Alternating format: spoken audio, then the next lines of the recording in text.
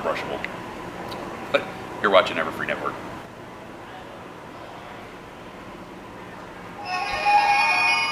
I love when you comb my hair.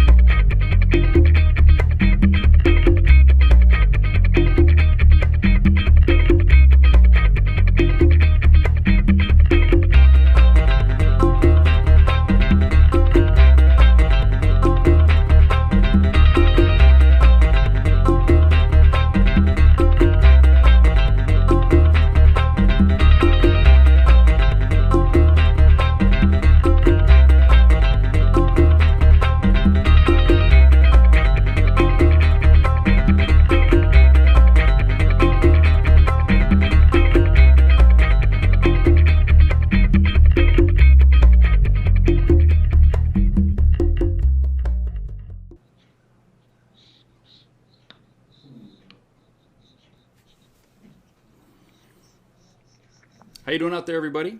It's your pal Dusty, once again on the fabulous West Coast, San Jose, California. And it's been a little bit cool and overcast today, but you know, it was great to get out and get some stuff done. I got a bunch of giveaways mailed today. I got out and did some financial work at my credit union to make it a little bit better for me later. But anyway, you don't want to talk about my financial situation, do you? No, you're here because we're going to talk to one wonderful director, Mr. Brent Hodge. Brent! Hey. Hey. How are you? How are you doing, my man? Good. Thanks for having me. Yes, awesome. Thanks for coming back to the program. Anytime. Now that we are after the big premiere, New York. Yep. It's awesome. It was so much fun being there. It was so much fun being there. Thank you so much for getting me involved, because it was like a highlight of my life. Oh, it was a highlight of my life, and the fact that everything was just so smooth, from the red carpet. Bronies came to the red carpet, to the show was sold out in 5 hours, to Robert De Niro saying he wanted it, to Morgan Spurlock picking it up, to the after party being just packed. We'll talk about all of that stuff, man. It's going to be It was wild. Yeah, it's going to be talking all about that stuff. But I'm gonna start you out. I don't think we gave you this question the last time you were here, because we're the start of our new thing now. The one question we give everybody. Okay. What are some of your earliest memories of cartoons or comics that you enjoyed as a child? Oh, wow. I love this question. Yeah. Let's see. I think, the first thing that comes to mind is Teenage Mutant Ninja Turtles. Right away. Yeah. I remember I was 7 or 8 years old, and I got the turtle blimp as a Christmas present from Santa in the morning. Yeah. And that thing just never got put down for years. Played it, it was just everywhere. There was I find that there's a lot of cartoons now. There's a lot of different channels, and it wasn't like that back in the day. You got one, and it was everywhere. You wore a Teenage Mutant Ninja Turtles t-shirt. You had the backpack. You had your favorite character. You did cosplay in that character. You had the toys. You played the video games. You watched the show. Everything was based and manifested by one show back then. Yeah, you didn't have cable. You didn't have Cartoon Network. You didn't have Boomerang. You didn't have any of those, basically. No YouTube, nothing. And I remember just I was so infatuated with the show. And after we watched the episode, we'd go and play, and then maybe rewatch the episode. And I had a VCR, just taping them all the time. It was so cool. You kind of know you're going to end up in film when you're starting. You know where the record button is on the VHS. Yeah. Also the show, the movies were filmed in Vancouver, and I grew up in Vancouver Island, so there's so much buzz around the city. My friend's dad was the trainer for Splinter. Ooh. He was like the off-camera trainer and did the karate and taekwondo with him, so we thought his dad was like this massive hero who actually knew Splinter personally, when really we find out later it's actually just an actor. But just a guy. Yeah. So next question. After getting this film pretty much edited, ready, you weren't getting much traction for this film at festivals. Tell us how you felt and what you thought you would do with this project before you got this distribution deal. Well, I mean, I think it was the last time I was on the show. We were talking about how this is coming out, and that was like a good year ago, right. 9 months maybe. I remember we announced it. You were on the panel with me, and we announced it at BronyCon. We said, "Here's the trailer, and this thing's coming out soon. You know, stay tuned." And then the stay tuned button stayed tuned for a really long time. Pretty much. And you know, this is such a learning experience for me. I've done a lot of TV documentaries, and so for me, it was a whole new world to try to get a film out there and get it into theaters and figure that out. And I knew this was a good movie, but the world wasn't coping with that the same way I was. They you know it got rejected from a lot of big film festivals. We had a sale agent and they dropped us, and I just got to the point where I remember calling Ashley and we said, okay, well this isn't ideal. It's not going where we wanted. So we said, well, let's just put this out into theaters ourselves. I'll take the risk. I'll rent the theaters. I'm sure enough bronies will rally and we'll get these things sold out. And then maybe it'll pick up some steam and we can get some press and go from there. I did not know it was going to get into the New York Times. I did not know it was going to get into Tribeca, which was great. And I definitely didn't think that Morgan Spurlock, of all people, would actually watch it and pick it up. That was the goal, though. Yeah. Obviously, that was the dream. That was major bucket list dream. So pretty cool. Amazing. Speaking of the man himself, so it's going nowhere. Of Morgan? Yeah, it's going nowhere. And all of a sudden, you get a call from a guy named Morgan on the phone. Did he just called you up and said, hey, I love this film, let's do something? Or how did that call come about? Yeah, pretty close, actually. It was a friend of mine, had met him at a party in New York, and he said to Morgan, you got to meet Hodge. He's a friend of mine from San Francisco, and he just made a Brony doc.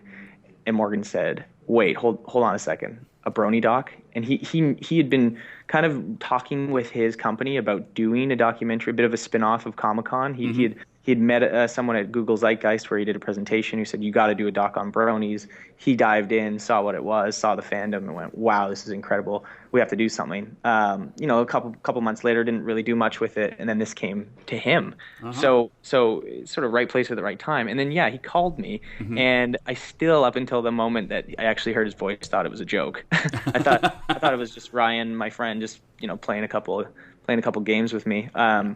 But no, it was legit, and he wanted to see the film, and so I sent him a link, and he actually watched it, which he sent a lot of links around, and not a lot of people spend 2 hours watching your film. Yeah. So, you know, a lot of respect for him and his company, and they're patient, they look at things, and they listen, which is what you don't usually get.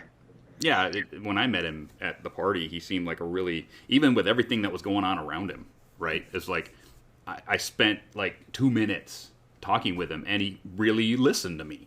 Yeah. And it's really weird when you catch somebody of that caliber, right? That status, that they're sort of like, yeah, and I'm gone.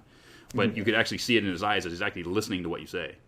And well, yeah, I think you're, and that's like a, you know, that really just sort of proves his professionalism in my eyes. Is like the guy's job is to talk and listen to people. That's what a documentary filmmaker does. Pretty much, yeah. Yeah, and so he's clearly just owning his craft in all parts of his life, from partying to being at Q&As to being in the public or his film. Boy, can that man party! We'll get to some pictures later on, people, that you're gonna love. But man, can that man let loose! How much re-edit now that Morgan's picked up, said yes, we're going to distribute for you and everything's gonna be cool, but let's do some. Did he actually put his fingers in it? Let's re-edit a little bit. I know you had to put the tags of his companies, right? That were, you know, he had to stick that in. But did he actually change the film at all on you? No, not at all. Really? Not one thing. He just said, we love it. Let's put it out. Sweet. And you know, we added, we changed the credits and we added some things. And there had been a lot of re-edits since last year when I was on the show with you. Yeah. I spent a lot of time. I did a couple audience screenings for people who you know, I find very critical in my life, and I did an anonymous anonymous feedback sheets where they really told me how they felt, and it was great because it really sharpened this film and narrowed down the things the access that needed to leave. And then we did a really great sound mix because it was going to theaters, and we did a new color mix, and that's about it. Wow. That's cool. That's actually absolutely cool that, somebody will come in and say, I want to promote this film, but normally they want to put their fingers in it, right? It's like, I'll do this if you do this for me and change the film. It's really amazing that somebody of his caliber will just let you go. Yeah, I don't know if this will ever happen again, Dusty. I really don't. Unless he produces some more of your films. Yeah, but I think it's one of those things where it never happens. You always get a change. Like if somebody buys a film, they want it changed, or if they get a TV cut, they want it cut down to 60 minutes, whatever fits their TV slot. This never ever happens. So I'm pretty honored. That's really cool, actually. Finally, getting to New York for the Tribeca Film Festival. I'm sure you've been to a few of these festivals before, but how was this different for you, seeing as you had a major film playing? I mean, what was it different for you?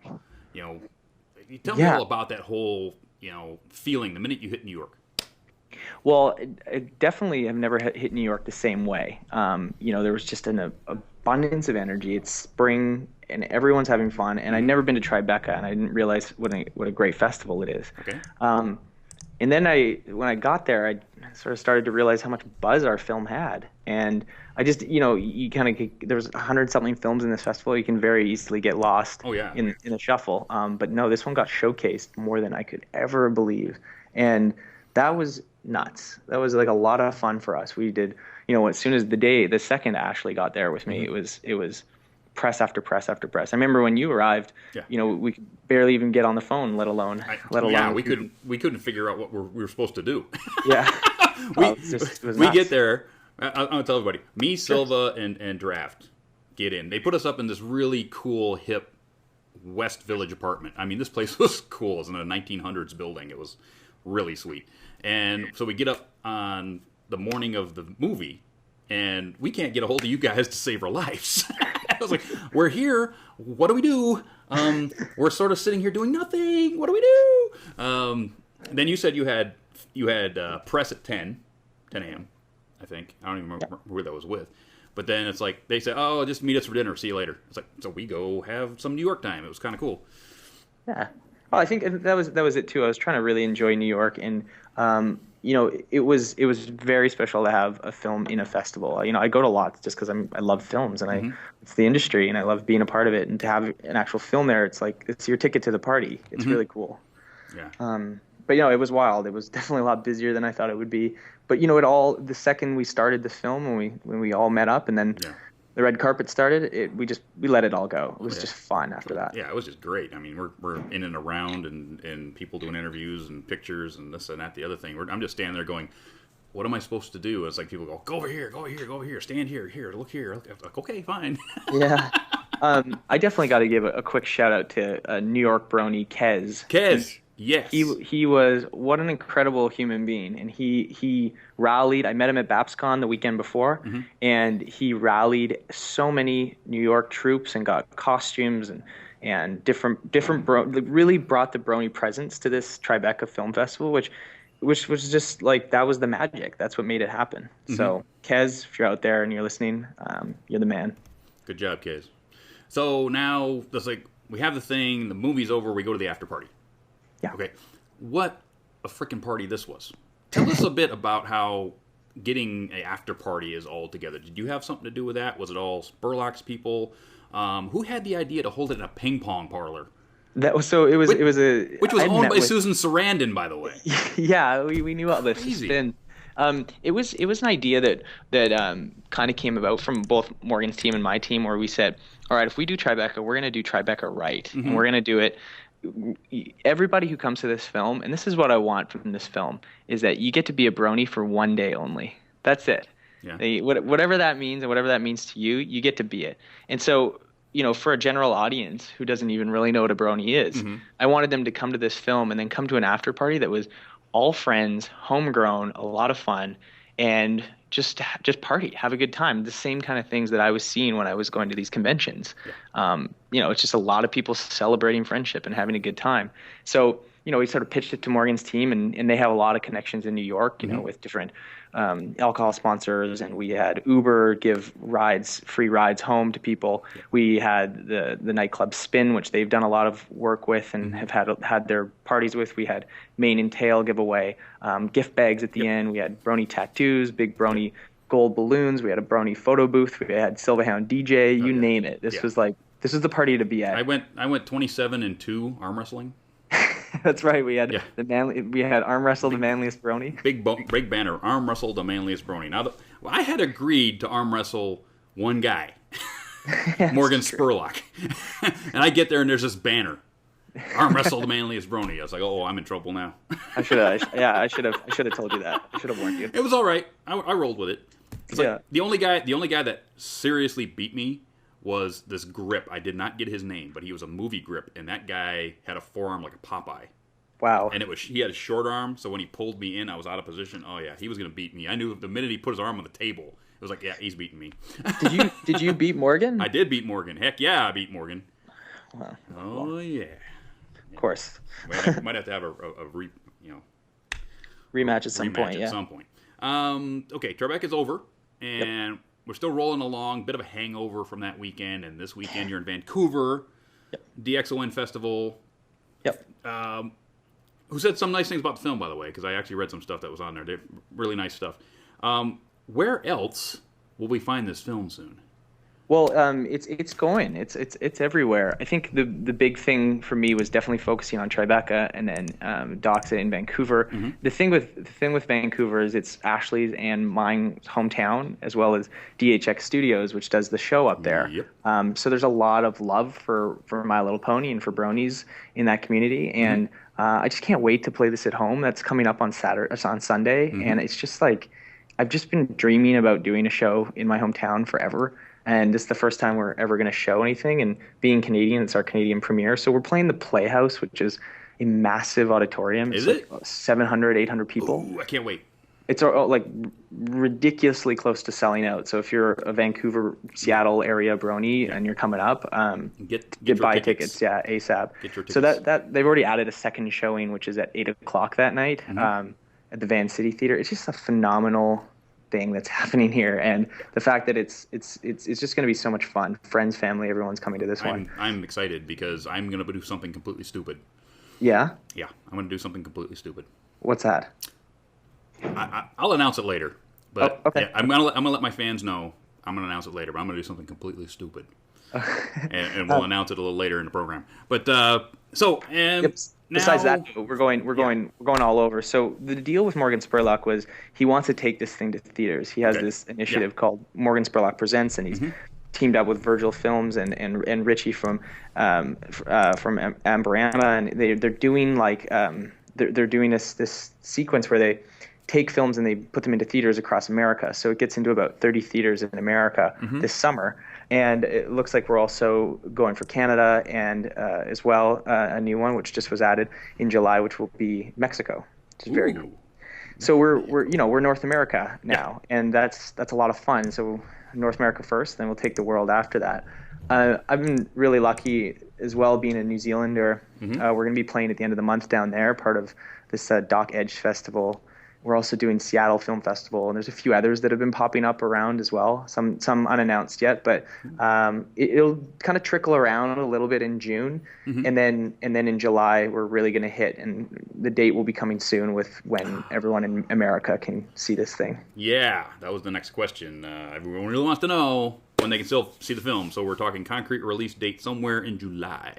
Yeah, should know that right away. Okay. And I'm hoping it's near my birthday, which is July 9th.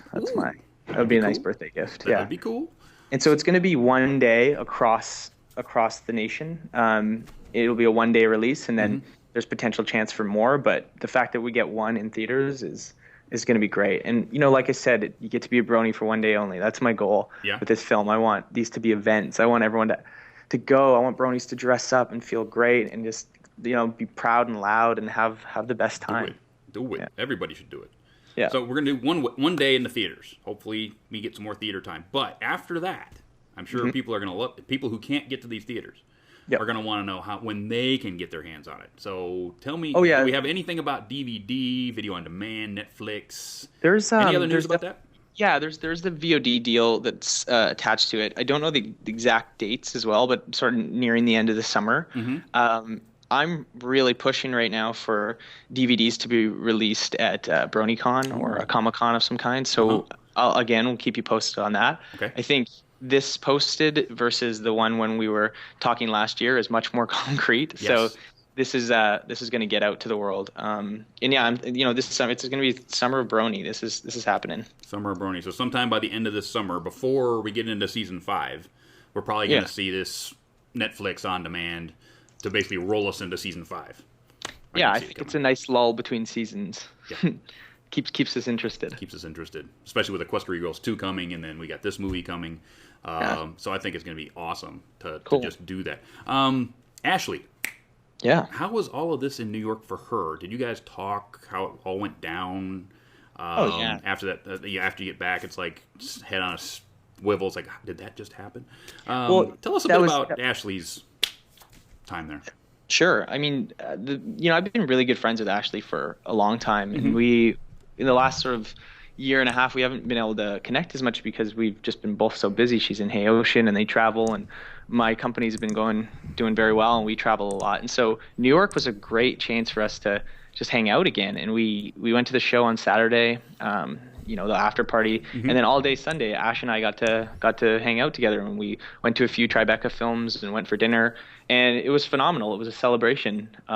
Just so funny that it wasn't even that long ago that she told me about this Brony thing and said, you got to film this. So it was just sort of neat. We were reflecting on a lot of the film and also just making plans for what we want to do and working around her schedule and, what festivals she can come to and what she can't come to. And it was great. It was great to be there, and I really couldn't have done it without her. Yeah, it was a wonderful time being around her. And by the way, her parents are lovely. Yeah, they're great people. I got to spend like that pre-dinner that we had at the Italian place. I'm up there, and all of a sudden, her dad takes me aside. And says, you're Dusty, aren't you? I said, yeah. I was like, he talked my ear off for 20 minutes. It was freaking cool, actually. I was like, you're Ashley's dad, and you're spending time with me, and awesome. Yeah, well, we're products of our parents, and her parents are pretty cool, and you can kind of see where she gets her charm from. Oh, absolutely. He's wonderful, wonderful people. Let's see. I'm sort of out of questions at the moment. We have a few more minutes to spew to each other. So what are you now thinking about now that you've got this going, you've got some other stuff going? Yeah. Tell us a bit more about Brent, what's inside you, about how you feel about the Brony fandom now. I mean, now that the Brony fandom has basically come to your movie and all this stuff, and the movie's starting to take off, tell us a bit more about how you feel about us. Sure. I mean, I always had and have a ton of respect for the Brony community. I think it's a fandom that respects themselves, and they respected me as a filmmaker. And the only thing I can deliver, and it's sort of my duty to deliver, is a respectable film out of that. Because all I saw was respect. And so I think that's what came from this whole thing for me, is that, we created a really nice piece of work. And I've said this a bunch, and I've said this at the cons and online, is I never made this documentary for Bronies. I made it for people, and I was going to show whatever I saw. And I saw a lot of great things, and they all got into the film. And, the overwhelming amount of support I've been getting for this doc is really special. Like the Bronies coming to Tribeca, coming to the after party, talking to me online. They're now supporting other films I've done. I've got a lot of messages about old films I've done or what I'm doing next, and it just feels really nice to know, like, just because you're a Brony doesn't mean you need to love or hate this film. It's like, if you're a film lover, I'm happy to see that you're gonna potentially like some more stuff that I do. Yeah. So it's really cool, and my goal is to do a few cons and make sure that we're online and we can always answer any questions and just keep making content. That's one thing I've noticed, is that the Bronies love content, and we love love learning from content and developing more content. So that's what I'm going to keep doing, because that's what we're good at. Yeah. So it's been pretty wonderful. I still can't really sum up Bronies yet. I don't I keep getting the question. Not many people can. No, it's like maybe it was never meant to make sense, and I like that. Where's fun in making sense? Yeah. No, but I think the big thing is I keep getting a lot of questions from press as if I'm some kind of Brony expert, and it's like, I did a documentary about Ashley and her story into a Brony fandom, which let me in. I don't know if I can ever say that I'll be an expert at this, but it's been a lot of fun. Yeah, I had that same. I was walking around the after party. I mean, the first 20 minutes I was there, I just had all these people yanking me aside and said, "Tell me a bit more about this. What's going on with that? How did it?" And even for me, who's been in this fandom for a long time, it's hard for me to quantify. Yeah. Because being a Brony is completely different for everybody who's a Brony. Mm-hmm. Okay, there's no box that you have to live within to be a Brony. Exactly. You can do this, you can do that, you can do that, you can do that. You can just watch the show, call yourself a Brony. You can make music and call yourself a Brony. You can make animations and call yourself a Brony. You could do nothing and call yourself a Brony just because you like the show. And that's what I'm noticing too, is like, just because you're a Brony doesn't mean you don't have other things in your life, and that you're like a lot of guys like a lot of other cartoons and like a lot of other shows and play hockey and absolutely. And draw and do different things. So I'm really relating to a lot of Bronies, and especially because we're traveling quite a bit with this doc in the next little while. I'm starting to meet the crews from those places. I've really connected to the Seattle Bronies and the Brony Can guys. And I actually have an announcement, if we can wait until after. No. Now's the time. Now's the time to do it. Right? Yeah. Little drum roll or a little like someone. There it is. We will be premiering the documentary in Mexico. So this is the Mexican premiere. At FloodyCon, which is on June 14th, 15th time. And an individual by the name of the Brony Chef, what a great guy, we've connected, and we're going to be. He's the main reason we're going to theaters in July in Mexico, and also why we'll be playing down there, which is very exciting. Yes, we'll have more information about that during convention. Follow up a little later in the program. Yes, I got an email from them not an hour ago, just before the show. So I've got some information about FloodyCon right over here. But as of right now, we're going to go to commercial. And as soon as we come back from commercial, we'll talk about convention season, everything that's still going on. We'll go into charity work, and then we'll have you guys out there. We'll bring Screwball into the call and get all of your wonderful questions for Brent about this movie in New York and everything else that's going on. So stick around, and we'll be back in just a couple of minutes, okay? Got a letter to send? Maybe a package, or even a piano? No problem. Here at Derpy Mail, we, mostly being me, but we sounds better, can deliver with almost perfect precision. 80% of our packages arrive in great condition. What's the other 20%? Well, friends, that's 20% coolness. So why wait? Ship with Derpy Mail today and almost never lose a package ever again. We at Derpy Mail take no responsibility for loss, damages, or misdelivered items. Deliveries may cause frustration, diabetes, bubblegum, and muffins. Please ask your doctor before using Derpy Mail. That's right, ponies. Derpy Mail is your one-stop and only shipping option in Ponyville. Stop into the office and pick up some stamps today. You will also find t-shirts, hoodies, messenger bags, and hats from WeLoveFine.com for all of your derpy needs. And remember, Derpy Mail, when it absolutely positively has to be there. Sometime. That's right, ponies. Derpy Mail, when it absolutely positively has to get there. Sometime. And all of you other guys out there, if you want some derpy swag, you know where to get it. WeLoveFine.com has all your derpy swag. I have most of their derpy swag. It's awesome stuff. So if you want to pick up some derpy swag, go to WeLoveFine.com. So now let's go into conventions. So the first one I'm going to bring up is the one we just talked about, FloodyCon, which was just announced, Mexico City, June 14th. All 6 Latin voice actresses of the main 6 will be there. The Brony Chef will be there. This film will be there. So if you are anywhere near Mexico City, all you Mexico Bronies, go check it out. It's going to be a fun, fun time. Then we're going to go to TrotCon, June 20th to 22nd, Columbus, Ohio. The list of everybody there. Here we go. Emily and Tay, Pegasus Live, Pixel Kitties, Eurobeat Brony, Cyril the Wolf, Pony Toast, Mike Checks, Heather Breckel, Andrea Libman and Peter New, the twosome that goes everywhere. They're all so much fun together.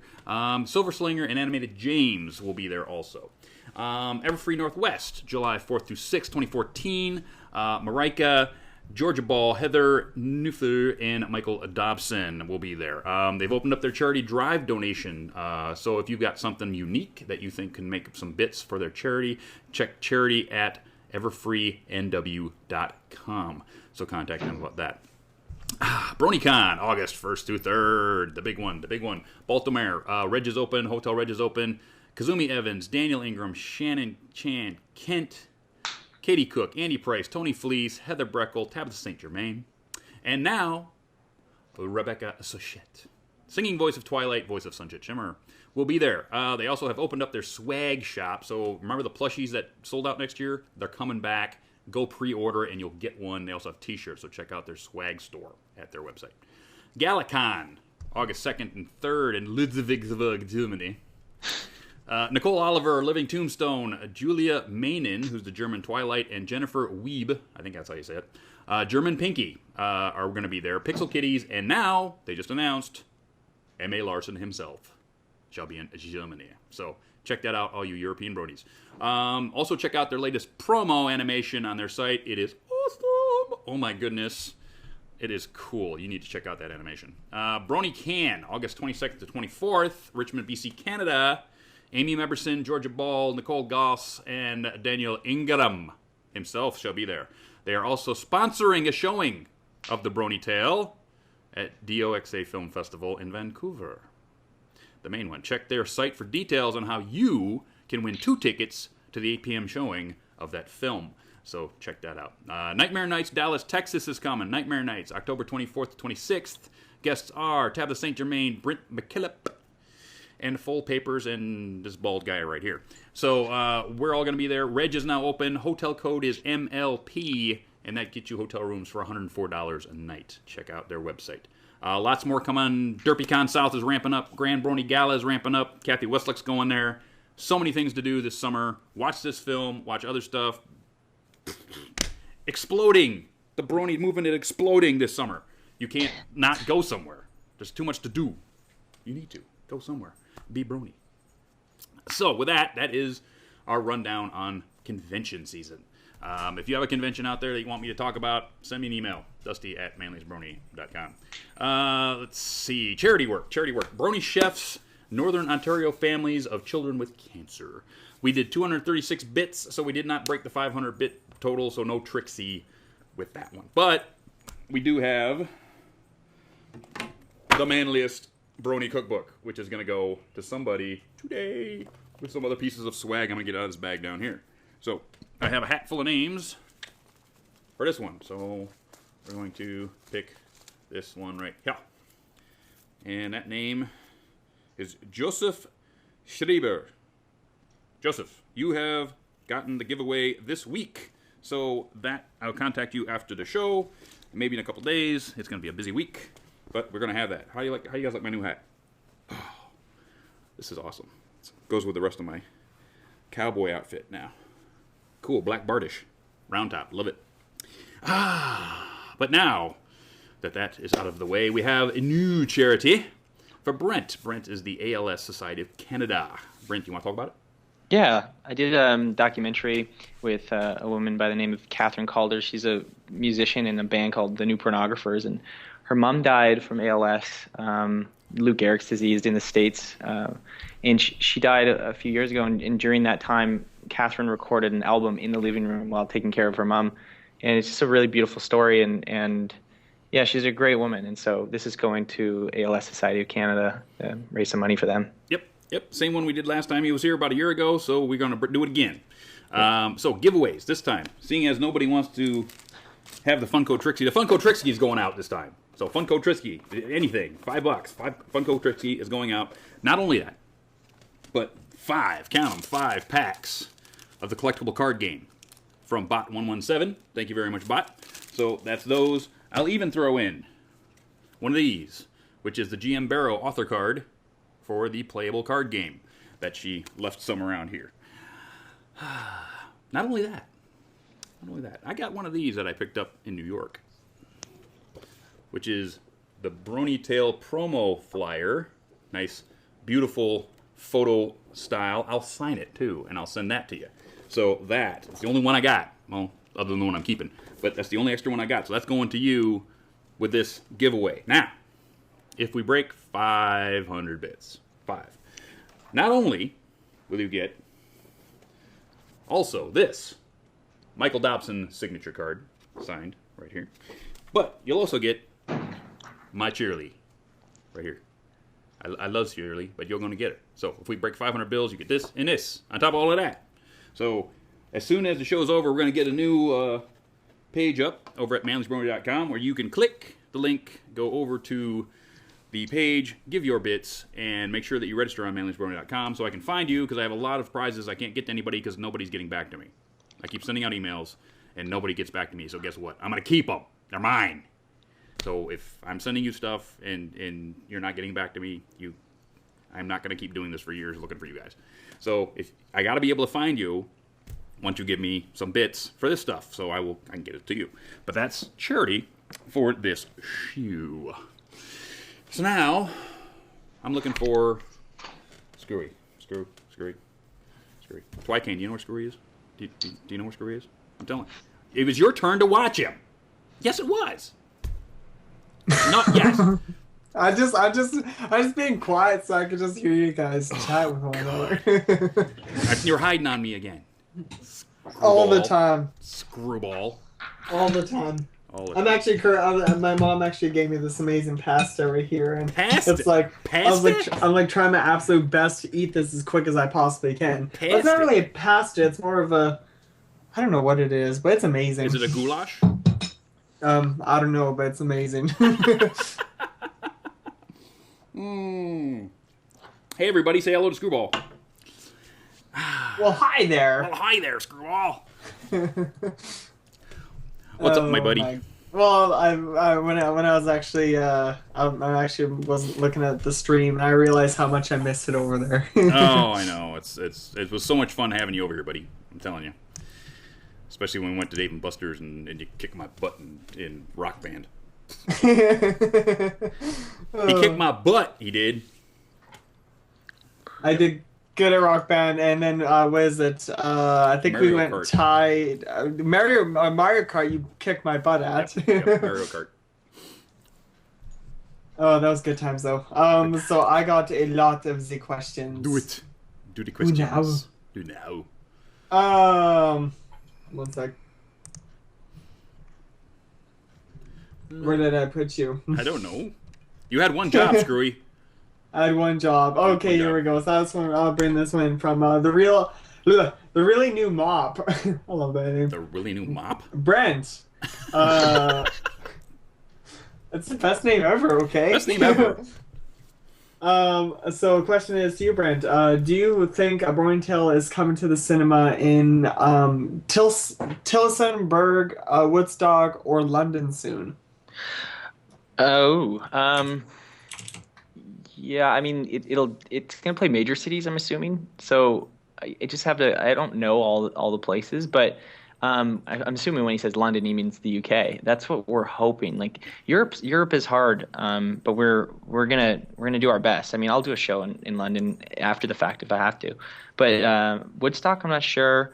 Definitely major cities though. Like thinking in states. Denver, Seattle, Dallas, Detroit, New York, San Francisco. Like the big cities will get the shows, and then it's really just about what we can sell out. If we can sell these shows out, we'll get more. Yeah, definitely. Ooh, I have to instantly bring this one. I just got it, but this one I love. First, it's from Flare Cobra. First off, happy Cinco de Mayo to y'all. Cinco de Mayo. Did I say that right? I have my drink, so I'm Cinco de Mayoing right now. It's like Cinco de Mayo is sort of like the Hispanic reason to have a drinking party. I'm not kidding. It's sort of almost the same reason that we have, Independence Day.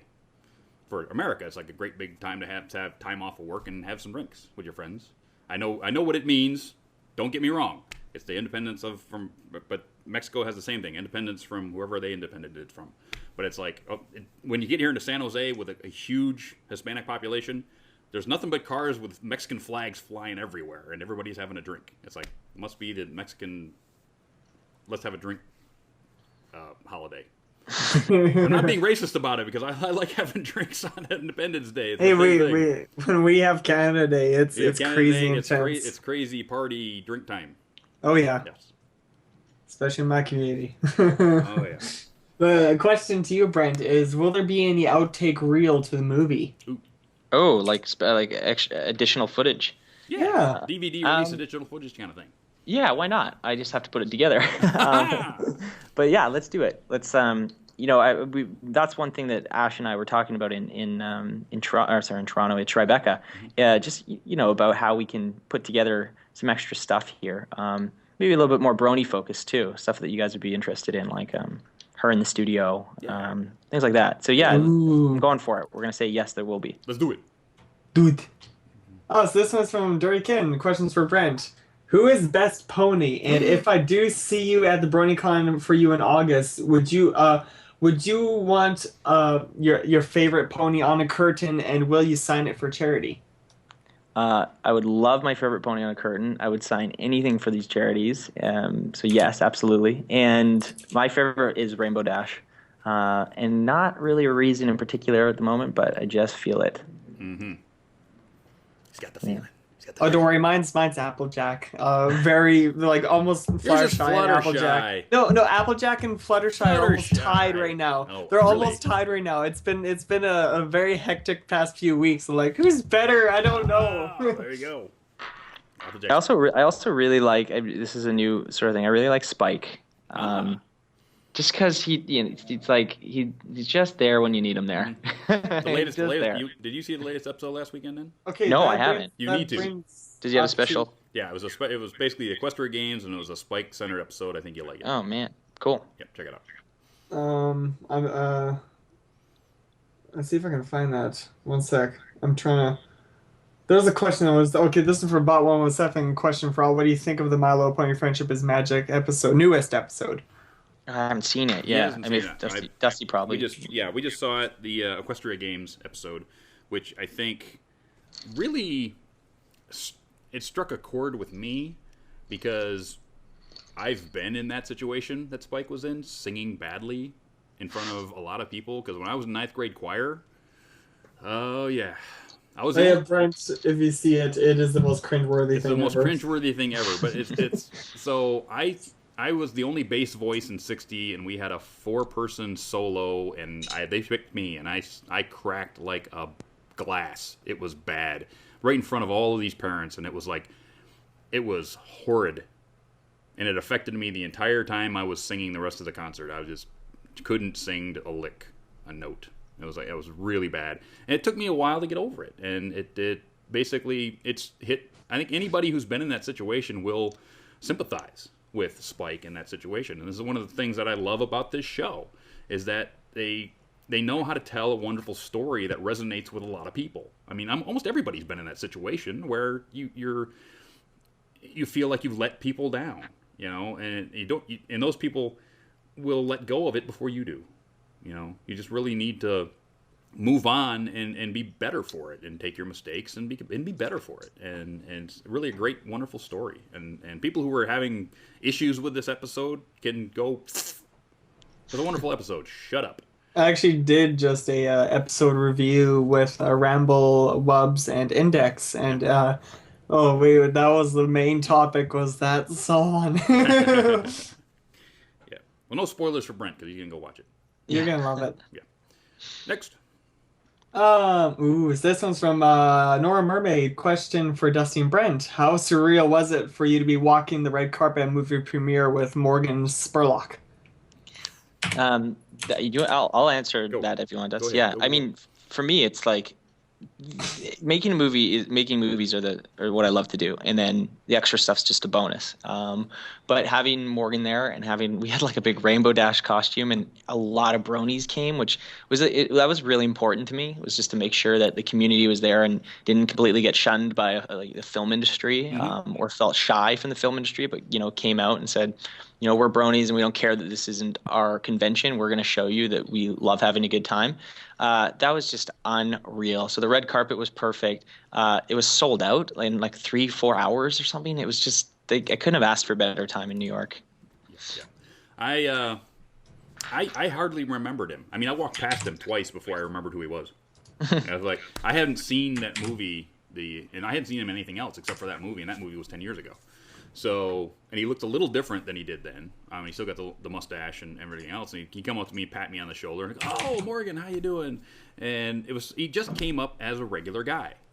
He didn't put on airs as you would think that some big shot movie guy would do. He came up like he was your buddy, and it was just basically a wonderful time. Getting your picture taken and talking to Morgan and talking to Brent and talking to Ashley and doing interviews with this really nice lady who I have no idea where those interviews went. None. It was like, okay, I'm getting interviewed by some really nice lady and TV, and I have no idea where it's going, so I can see it later. It was like I had no idea where it went. But it was really surreal that you're sitting there and people want your time and people want to take your picture and all of this stuff. It was pretty dang cool, actually. So. Next. And I was at home. Sorry, dude. No, I'm just teasing. I just like to. I like to tease. Pardon.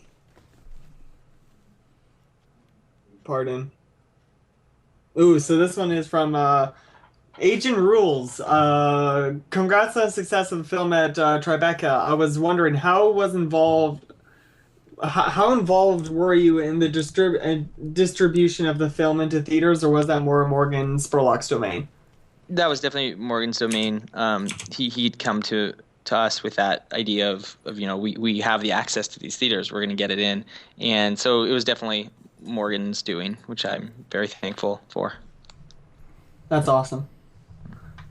Ooh, so this one's from Buttons. No question about a comment. I'm so happy for Brent and his success. Congratulations. Look forward to seeing the film in Boston. Right on, Buttons. Shout out to Buttons. I met him at BabsCon a couple weeks ago. That guy's. Oh yeah, he's one of my dear friends. He's amazing. Yep.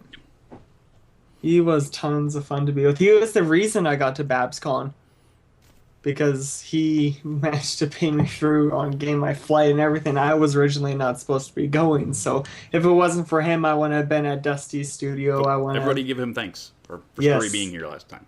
Definitely. Ooh, so... Oh my god, I'm getting a lot. This is from Trailblaze. To Dusty, if you could arm wrestle any wrestler alive or dead, who would it be? Arm wrestle any wrestler alive or dead? Yeah. I would probably arm wrestle either Diesel or The Undertaker. Because I respect both of those guys. They're so awesome out of the ring. They're really good guys, and I'd really like to know them over a beer sometime. Well, Diesel's actually from Detroit, so it'd be nice to talk to another Detroiter. And Undertaker is another biker type guy, so I think that talking to either of them for any length of time longer than 10 minutes would be kind of pretty cool. Hey, Screwball, I got a question. Yo. Did Vinny, or I think his online handle might be Dirty Kitten, we were just chatting online before the show, and he said he was going to throw in a question. That was Dirty Kitten earlier. Oh, that one was? The one with the curtain. And curtain. Oh, perfect. All right, cool. Yeah, that was his. Awesome. Yep. Pardon. Ooh. So this one is from Firemain. Question for Brent. I want to make you a carving of a Brony Tail logo for you, or is there another image for you would like for me to carve for you? Oh my god, how cool is that? Yeah, I'll tweet you. I'll tweet you something, but that I can get you whatever you need. That's so cool. He makes these awesome carvings. I'm sure you probably have seen them before. They're amazing. Oh yeah, no, they're really cool. Yeah. Let me get this out of the way. You can see the World Championship belt hanging on the wall right there. It's mine. I want it. I sound like that thing from The Grudge. Where it's an inside joke. Oh yeah, here we go. So this one's Trevor Blaze has been bringing a lot of good ones here, so I'm bringing this one up from him as well. To the guests, what did you think when you first heard of the Bronies? Oh, yeah. I mean, I thought it was so interesting. Ash brought it up, and she showed me a few emails she'd been getting, and I just couldn't believe the whole thing. And so, I think the big rude awakening for me was going to the first BronyCon that we went to, which was the one at Pennsylvania Hotel. Was it? No, what was it called? It was in New York. It was the New York one, and that was like my eyes were wide open to this thing. But no, I got it. Like, I think it's cool. Cool. Oh, I'm doing a lot of clicking, copying, pasting, all that sort. Actually, the Brony Chef is currently watching our show right now. What's up, Chef? And he just wants to tell you, Dusty, that he's actually hearing this in the kitchen in the Marriott courtyard. What? Really? You know what, Chef? I'm hungry. Why don't you make me a hamburger? I'm full. My mom made this amazing pasta. Yeah, I'll be eating dinner after this because I'm starving. But anyway. Thanks for catching it. Thanks for catching it at work, dude. You don't have to go that far, but thanks a lot. I've worked in a kitchen, so doing that is actually kind of crazy. Amazingly enough. Next. My dad used to work at Kitchen 1.2, actually. Mm-hmm. So this one is from Red Card. Question for Brent. This is like a dream kind of question. Do you think this documentary will be eligible for next year's Academy Award? Whoa. That's pie in the sky right there. Hey, there's no harm in trying. No harm in trying. Thinking about that every day too. You know what? Like, I think that there's some rules. Tribeca is definitely you have to get into a festival before you can apply, and I know Tribeca is a qualified one. Mm-hmm. I think it needs to have a week-long run in New York and a week-long run in Los Angeles. It needs to be reviewed by the New York Times. It needs to be or of that caliber, which I believe we've had now. I guess that's considered a review. Mm-hmm. So hey, if Bronies want to try to sell this puppy out in LA for a week, in New York for a week, then why not? We can apply. Let's do it. I'll see the rules. I'll see what it takes. Check out the rules. Get back to me, and I will put the word out of what we need to do. What you want to do, I'll put it on the show and say we need to do it. Love it. Love it. We're halfway there already. Let's do it. Mm-hmm. So this one is from Pink Pearl Apple. A question for you, Dusty. Is there a charity you support? I support all the charities. I mean, I give money to all the charities that we have, just by buying the prizes and shipping them to you guys. I mean, that's my money. That's you guys give your money to them, and I give my money to the prizes so that you guys will give the money to the charities. So basically, all of this comes out of my pocket, or I get help from Carradwin to get this stuff done. So I support everybody. I support them all. If you want to get technical about it, Wounded Warriors project is one of my favorites, because I had an uncle who came back from Vietnam completely screwed up, and if Wounded Warriors was around at that time, he might not have taken himself out. So it's a bad scene. So it's one of my favorites is Wounded Warrior project. That's awesome. Citizens from the Brony Chef. Would you make a documentary on European, Canadian, or Mexican bronies? I guess I'll have to go to Mexico first, and that's happening. So, yeah, I mean, for me, it's like I don't know if I'll make another Brony film or a show, but never say never. I definitely, I was talking to Dusty before about this. We're really looking into spin-offs and different ideas that can kind of get generated from this, and we love this idea of fandoms and pop culture and comic related. I find that like my film company's found this really neat zone that we're in. So yeah, I'm never gonna say never to that. Cool. I'm still reading. There's so many questions coming in right now. So this one is from Ian Bollinger. Question is, will it receive a rating from the NPAA, or whatever the Canadian equivalent is? If not, what do you think it'll be? Right. It'll definitely be. First, shout out to Ian. That guy's the man. Thank you so much for sharing this film online all the time and supporting it and telling all the bronies about it. He's a truly great guy. And yeah, Ian, I think we have to do that for it to go into theaters. I gotta look at all the things I need to do with this film for deliverables. But I think the rating. You can ask Dusty. Dusty can follow up. Yeah, it's going to be a G-rated movie. I mean, there's nothing. I don't think anybody swears in it once. No, it's like there's Docs is a all ages show. There's like my old colleagues and friends are bringing their kids. So yeah, no, this is going to be pretty. Yeah, it's a G-rated movie, guys. Don't even worry about it. Because if it's PG, I won't be able to watch it. And then there's me playing violent video games before this. So this one is from so this one's from Dragoon 77777. Question for Brent. What was the most enduring quality that you've seen from Bronies? Oh man, yeah, that's a really good one. I want to pinpoint this into you know what I think it is actually. It's bravery.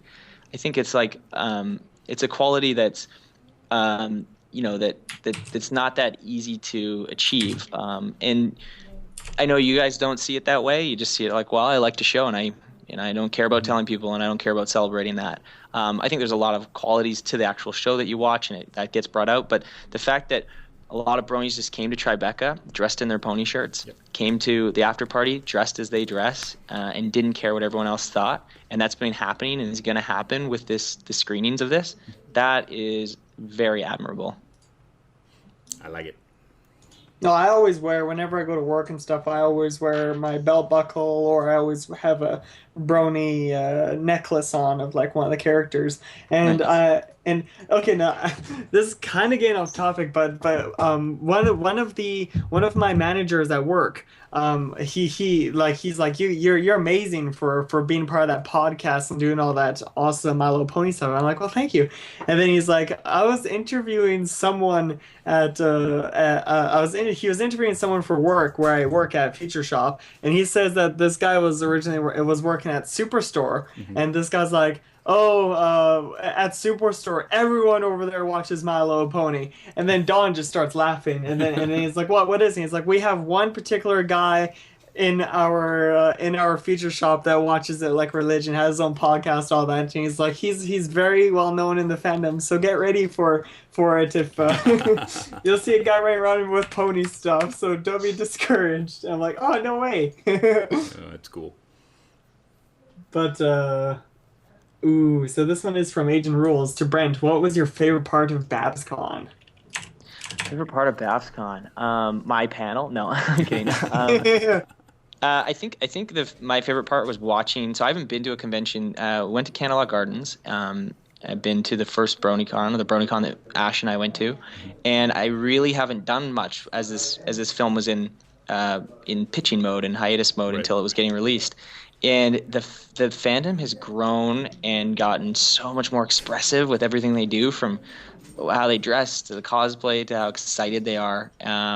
It's just really cool to see how much it's grown. Like, I think the one we went to was like 800 people, that BronyCon, and now isn't it 8,000 plus? Yeah. It's gone Actually, massive. Didn't they already get to 10,000 people? They're 10,000. They're damn close to 10,000 pre-regis. I got to make sure we sell DVDs. That's got to be where we do this. And you got to tell me if that's happening, because then I have to make plans. I will. Okay. I will.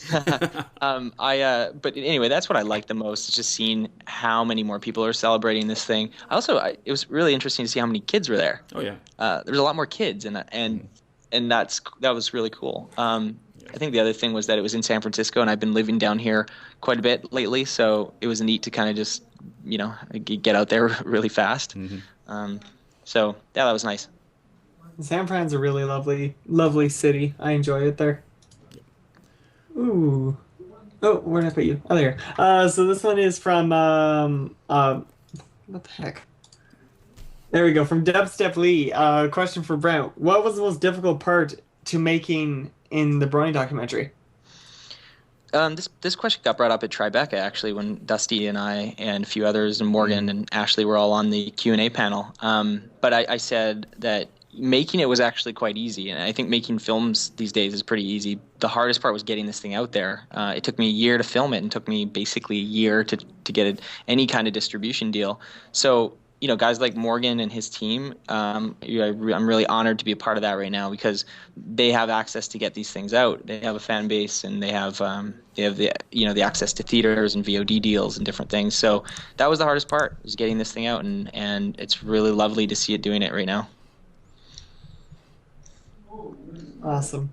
From Parasol, a question to Brent. If you could live in any world from a film or TV series, what would you choose and why? Whoa. Oh, okay. This is a big question. Huge. Geez. Oh, that's like putting me on the spot. I'm trying to think here. I don't know. There's a lot that I would like to go to. I don't know if I'd want to live there or just kind of go for the weekend. Who Framed Roger Rabbit, for example? What's it called again? Toontown? Toontown. Yep. Yeah. You know, even the new Lego movie. That was such a good movie. Yeah, awesome. And so, yeah, you know, like I'm trying to think here. You know, that would be pretty cool. It would be awesome to. This would be, and I would love to do a film like this one day, but something from, you know, like 50s, 60s. Mm-hmm. You know the movie Blow, Johnny Depp? Yep. Blow? Well, It's just so cool how they go through like 50s, 60s, 70s, 80s. And just like, man, I would love to live in the 70s. I'd love to live in the 60s for like a couple months. Well, it's like, you know, if somebody wanted to do their own live action, you know, video game, I want to be part of The Walking Dead for a weekend. Yeah. You know, go try to survive for a weekend in The Walking Dead universe. Oh no. I could not do that. But I've gave my answer many times to this question. It's like I would own a blacksmith shop somewhere on the south end of Ponyville. Nice. Fixing things, and that's what I would do. Oh yeah, Equestria. I'd take a stab at Equestria too. I would take a stab at Equestria and fixing things, and yeah. That's what I do. Next. I got no answer to that. Yeah, no answer. It's too hard. There's too many. Pardon. Okay, so this one's from Nick Holstein. A question for everyone. Because we are at the topic of films, is there any movie in particular that any of you have put in a special place in your heart? Oh God, all of them. Well, not all of them, but for me, the special place down deep in my heart for that one film is the Blues Brothers. Whoa. I'm sorry, but the Blues Brothers is probably the height of American film of that era. Mm-hmm. Totally. Basically, it was how could you even get permission to do half that stuff, much less have this really great story wrapped in it, you know? Mm-hmm.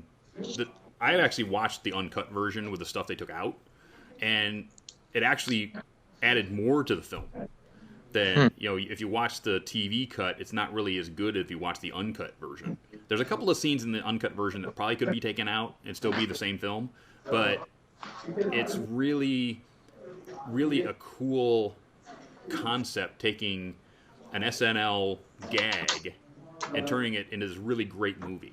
I mean, I don't think, you know, Blues Brothers 2000 never happened. That's never happened in my life. But the original Blues Brothers movie has that place, and probably the second one would be the original Conan the Barbarian, and then the original Flash Gordon. Those three films are my Tribeca, if you want to call it that. But that's my trilogy of films. Oh, cool. Those three. Yeah. What do you think, Brent?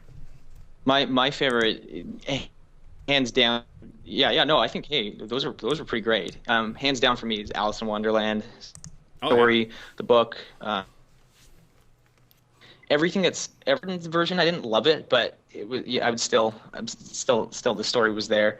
That film and that story has done more for my life and career than anything. That's cool. What about you, Screwy? I always loved Indiana Jones. I grew up to Indiana Jones. I thrived off Indiana Jones.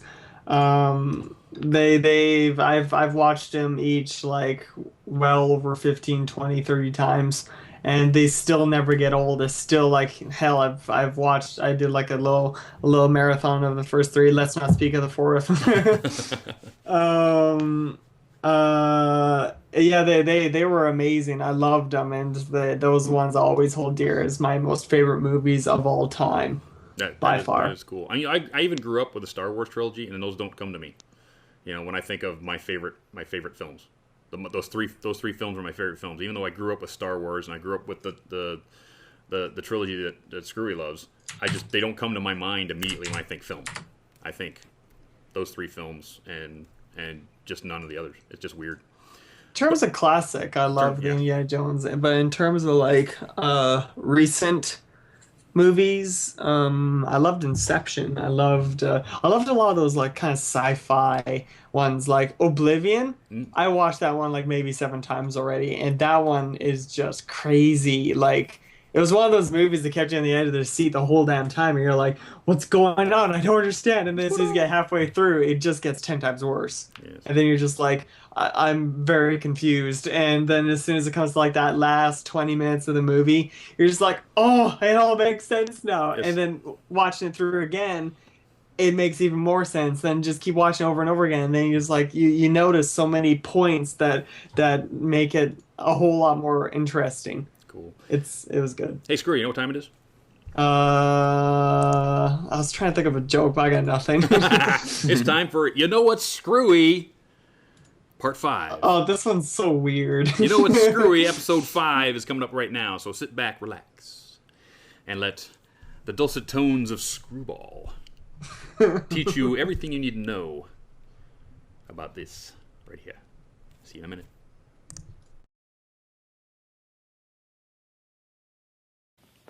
You know what's screwy? Robot vacuum cleaners.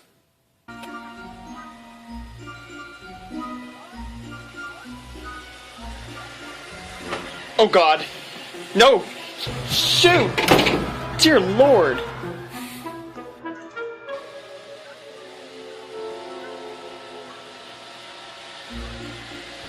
No! That thing is possessed, I swear. Whoa. What was that? No! No escape! Yes. Fall, you evil machine! Okay. You know what's great? The Inspiration Manifestation. A book that when you think of anything, it bam, comes right there. And boy, would I wish I could have that sound like that. It's I would make all sorts of cool and interesting projects, but sadly we don't have a magical universe of ponies and stuff like that. But inspiration is absolutely everywhere. You can be inspired by anything. It could be plushies, books, video games, and art, which I love this piece, by the way. It's so awesome. And art books.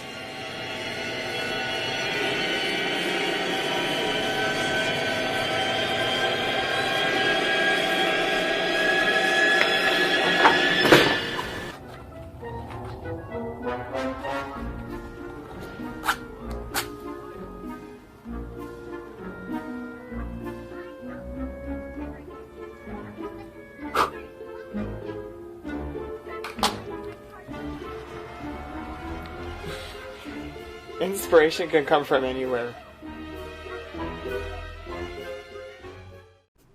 Screwy, am I have to send the people with the white coats up there?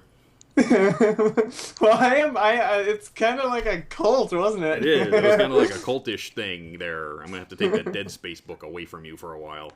Yeah, when when me and Logan first got that book from the Edmonton Expo, I decided to be a genius and read it at late at night. And then I had some of the most vivid, disturbing night terrors I've ever had in my whole life. Like, I was in sweats. Like, I was sweating like crazy when I woke up. And I'm like, I should not have done that. And now I don't do it anymore. I don't really even read that book anymore because I'm worried that's going to happen again.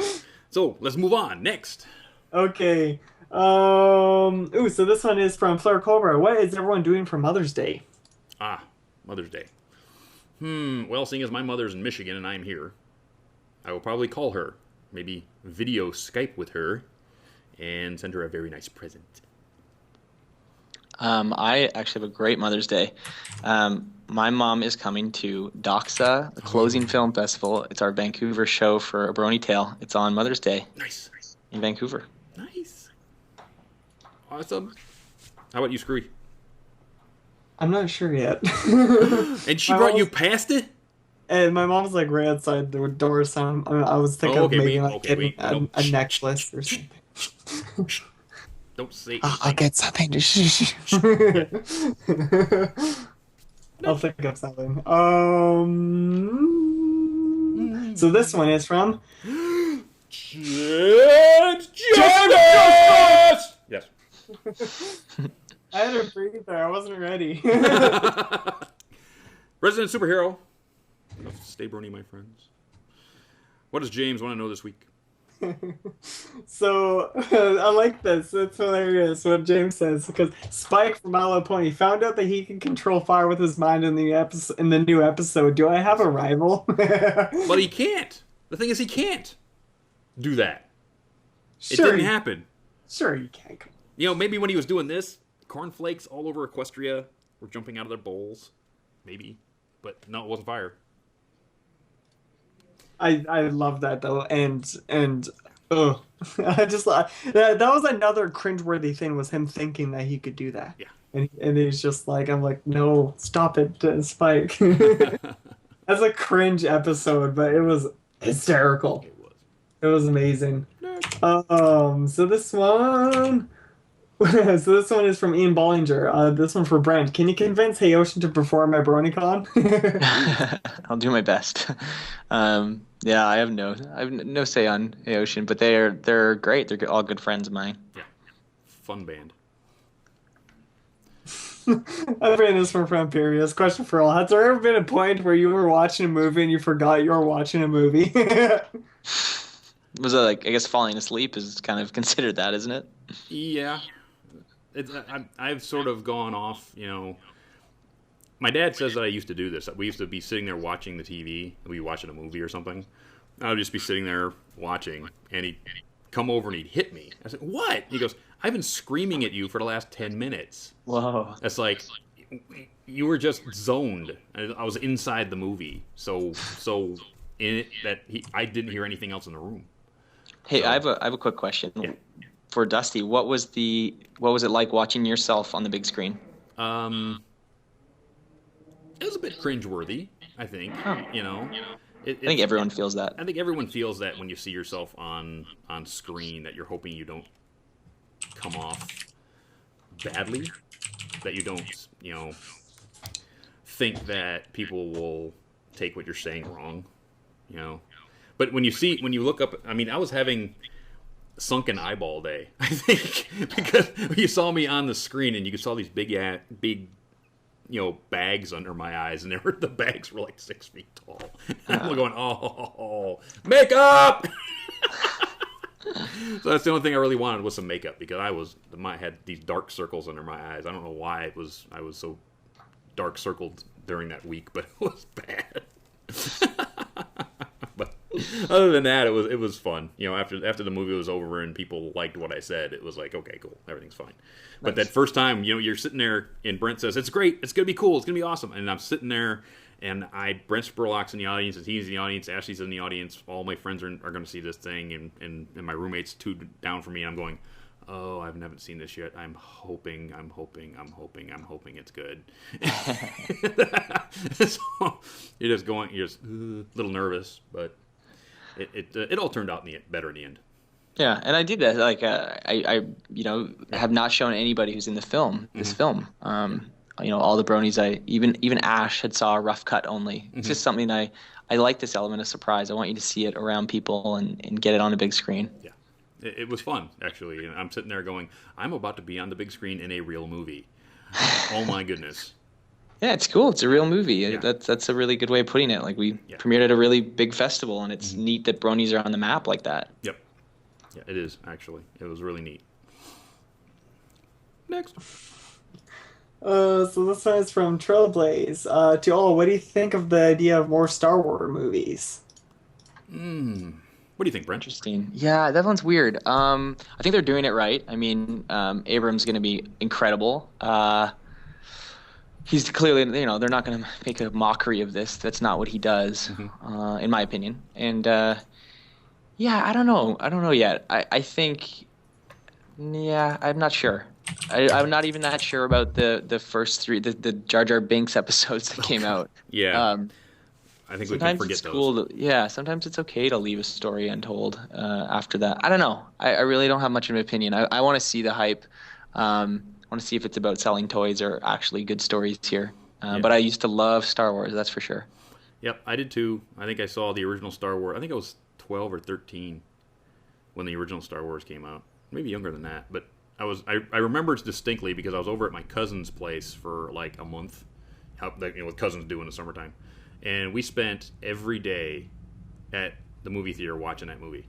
So like twice a day we'd watch it. And I think I saw it that month maybe 30 times. Wow. And it was like it was just good every time you watched it. The original Star Wars, and it was really cool. And then Empire Strikes Back came out, and that was better.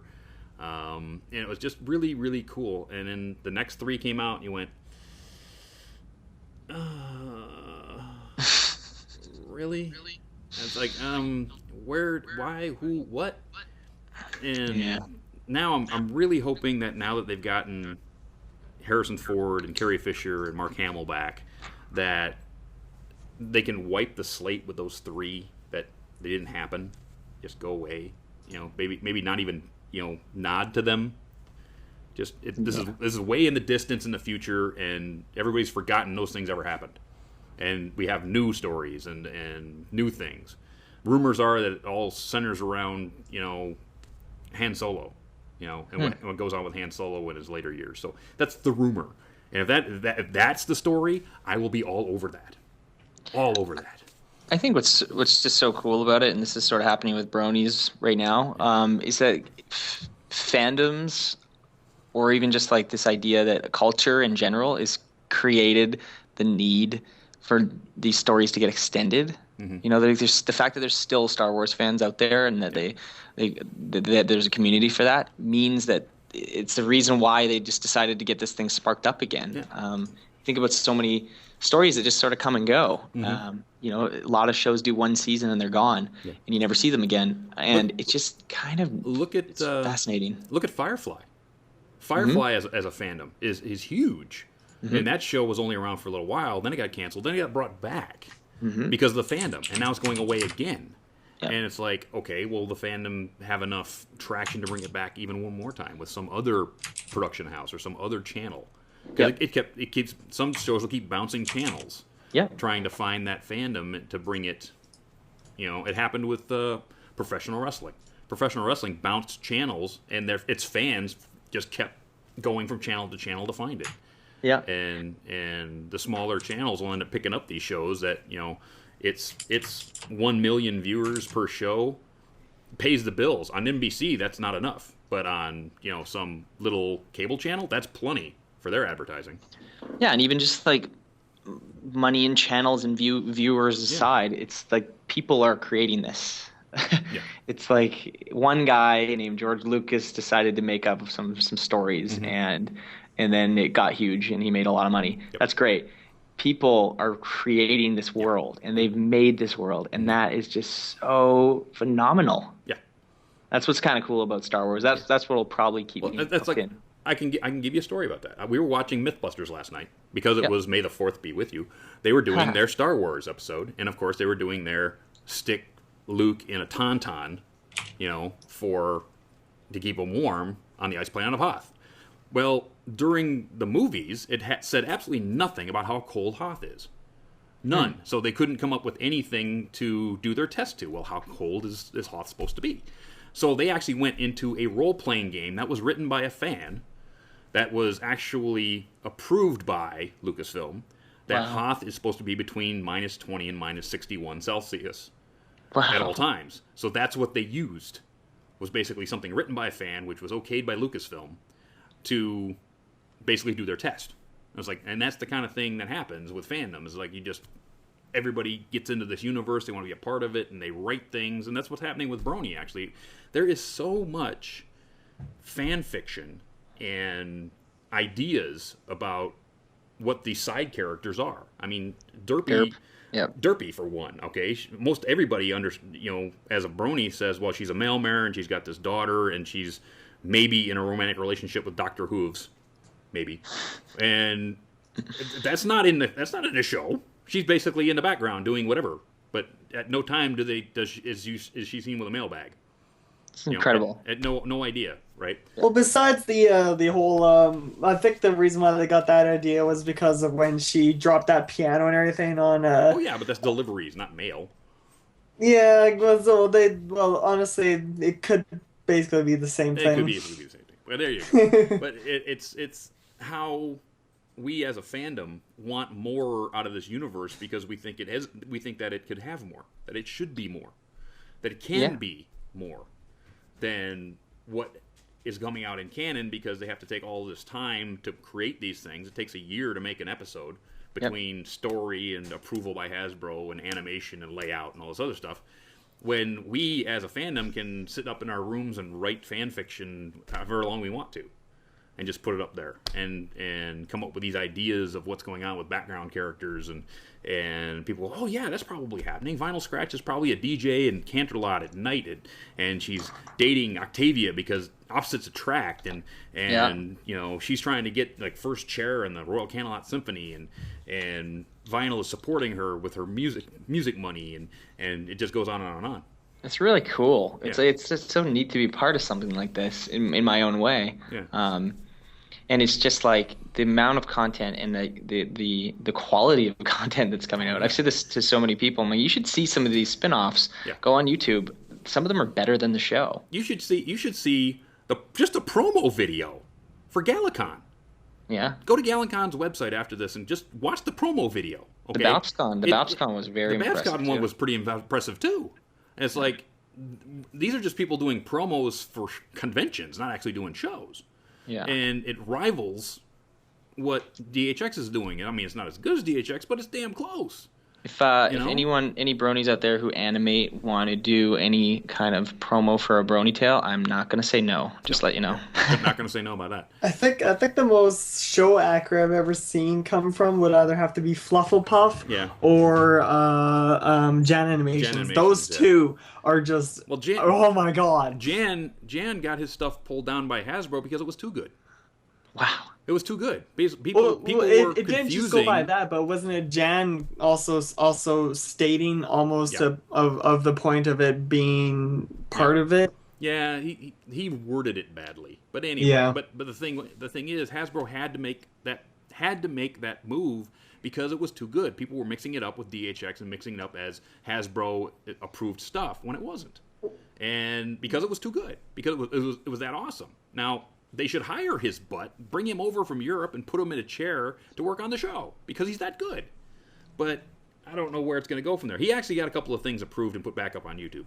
I don't think Button's Adventures is going to be, because... Don't Mind at Night. I don't think that's going to... Yeah, Don't Mind at Night got put back up, and the thing he did for the other documentary got put back up. But I don't think Button's Adventures is going to get put back up, because he basically was using canon characters to do this new storyline, which I'm sure Hasbro's going to want to do at some point with those characters. So you can't really steal those characters and do something with them. But it's one of those things where it's getting the line that blurs between fandom and the content holder, the IP holder, is getting more and more blurred. Look at what happens in Star Wars fandom, because there's a lot of really great Star Wars fan films out there, lots of them. And there's a group here in San Jose that does nothing but lightsaber battles, and they're basically do stunts. And the 501st Legion is being used by Mythbusters and all these other shows whenever they need a big, if they're doing some Star Wars thing, they'll just call up the 501st Legion, who's a bunch of fans that do the Stormtrooper costumes when they need a bunch of Stormtroopers in a scene. It's like, if you need Stormtroopers, get it approved by Lucasfilm, and you can use the 501st. Mm-hmm. It's just, the line is blurring all the time. All the time.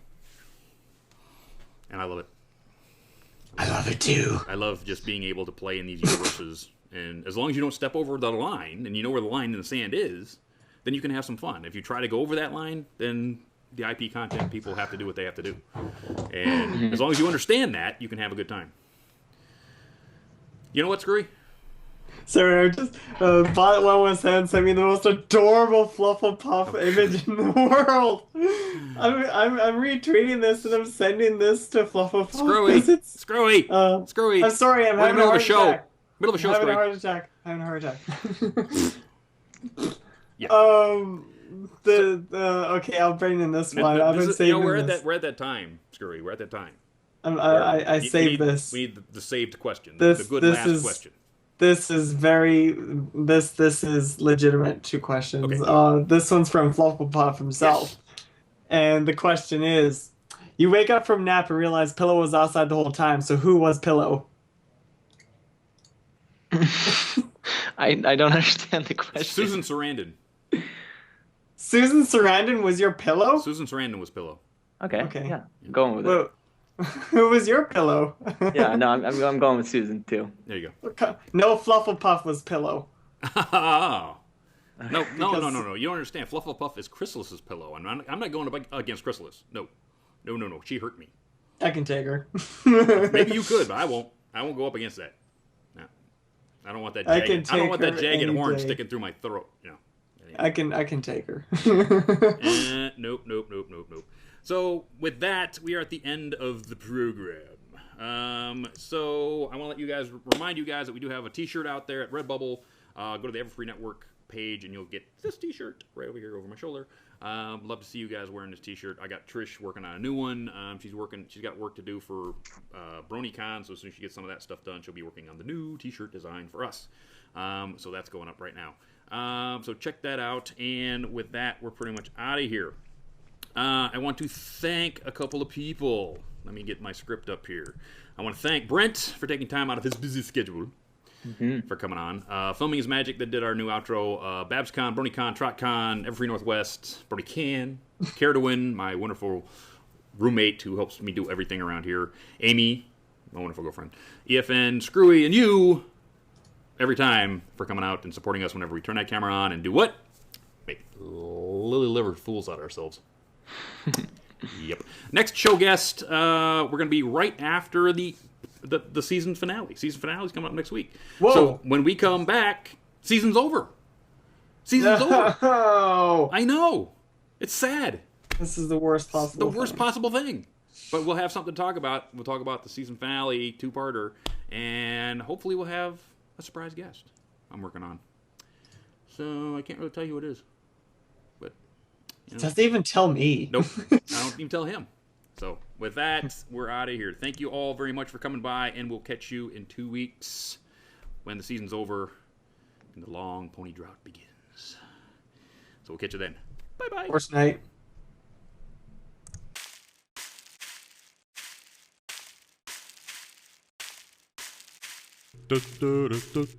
Good night, sweetheart. Well, it's time to go. Good night, sweetheart. Well, it's time to go. We hate to leave you, but we'll be back soon. Good night, sweetheart. Good night. Good night, sweetheart. Good night.